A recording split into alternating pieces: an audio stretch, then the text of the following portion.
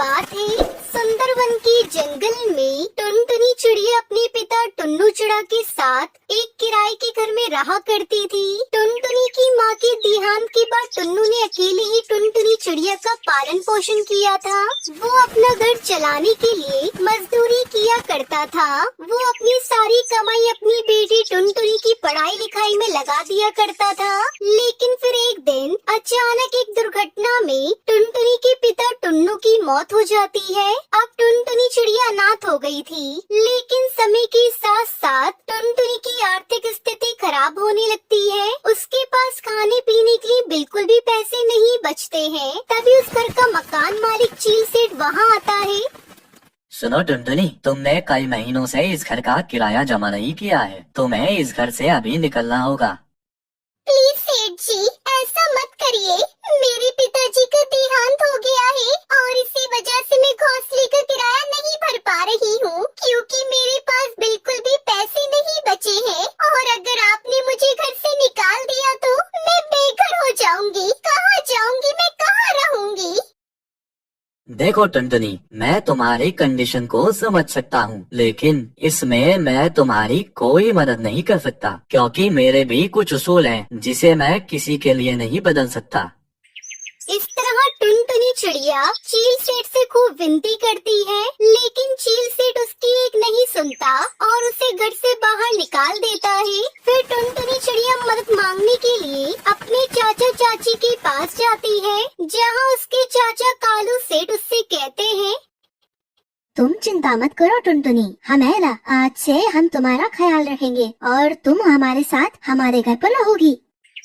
टुनटुनी के चाचा कालू सेठ दिल के बहुत अच्छे पक्षी थे, इसलिए वो टुनटुनी को अपने घर में रखने के लिए तैयार हो जाते हैं। लेकिन वही टुनटुनी की चाची बहुत ही घमंडी और दुष्ट किस्म की पक्षी थी और वो टुनटुनी को बिल्कुल भी पसंद नहीं करती थी। अरे आपका तो दिमाग खराब हो गया है, जो आपने उस दिन इस गरीब अनाथ चिड़िया को हमारे घर में रहने की इजाजत दे दी। लेकिन अब मैं और बर्दाश्त नहीं करूंगी। मैं उस अनाथ चिड़िया को अपने घर में अब मुफ्त की रोटियां तोड़ते नहीं देख सकती। अरे मेरा ये घर कोई अनाथ आश्रम नहीं है जो कोई भी अपना मुंह उठाकर यहाँ चलाएगा। अरे ये तुम कैसी बातें कर रही हो? टुनटुनी मेरे बड़े भाई की बेटी है और उनके जाने के बाद इस दुनिया में हमारे सिवा उसका है ही कौन? तो अगर ऐसे समय में हम उसका साथ नहीं देंगे तो बेचारी अकेले कहाँ जाएगी? अरे भाड़ में जाए वो, मुझे इससे क्या। लेकिन तुम मेरी बात को ध्यान से सुन लो। अगर तुमने उसे अभी इस घर से नहीं निकाला ना, तो मैं हमेशा के लिए अपने मायके चली जाऊंगी, फिर रहना के लिए अपनी उस टुनटुनी के साथ। इधर टुनटुनी कमरे के बाहर खड़ी अपनी चाची की सारी बातें सुन लेती है और उनके दिल में अपने प्रति इतनी नफरत देखकर उसको बहुत बुरा लगता है और वो उन लोगों को बिना बताए उनका घर छोड़कर चली जाती है। इस तरह टुनटुनी के पास जीने के लिए कोई सहारा नहीं बचता है। वो पूरी तरह से लाचार हो जाती है।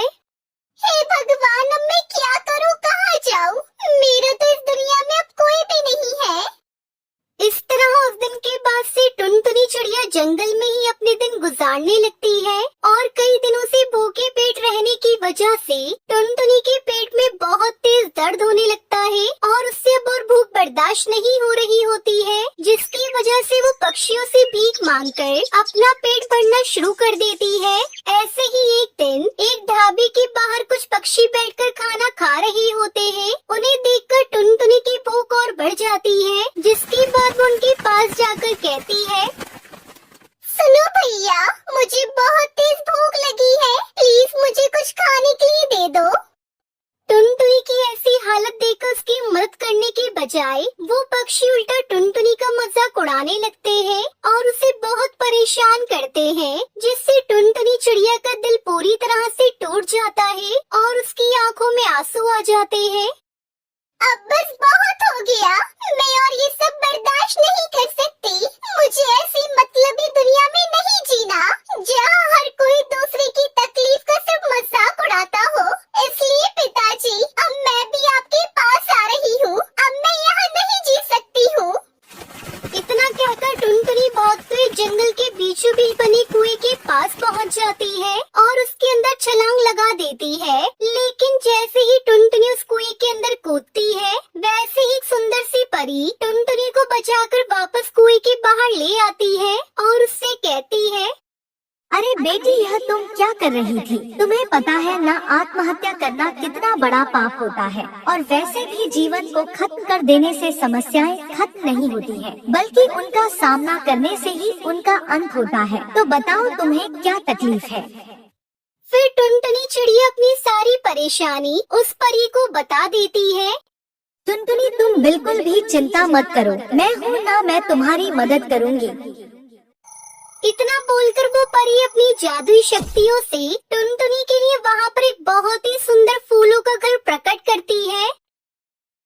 सुनो टुनटुनी, आज से यह जादुई फूलों का घर तुम्हारा है। तुम्हें इस घर में किसी भी चीज की कोई तकलीफ नहीं होगी। और हाँ, यह जादुई फूलों का घर तुम्हें तुम्हारी जरूरत की सारी चीजें देगा। इसलिए अब से तुम्हें किसी के भी सामने हाथ फैलाने की जरूरत नहीं पड़ेगी और तुम अपनी आगे की जिंदगी बहुत ही सुकून से जी पाओगी।